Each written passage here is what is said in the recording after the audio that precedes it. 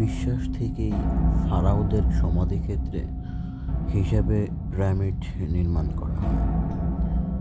পিরামিডের মধ্যে ফারাওদের মৃতদেহ মমি করে সংরক্ষণ করা হতো।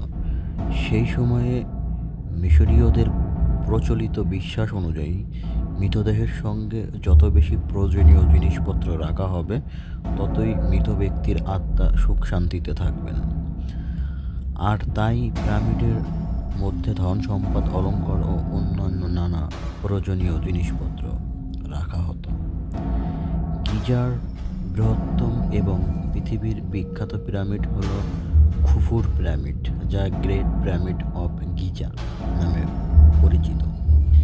ঐতিহাসিকদের মতে চতুর্থ রাজবংশের তৃতীয় ফারাও খুফু, যিনি গ্রিক ভাষায় পরিচিত, এই পিরামিড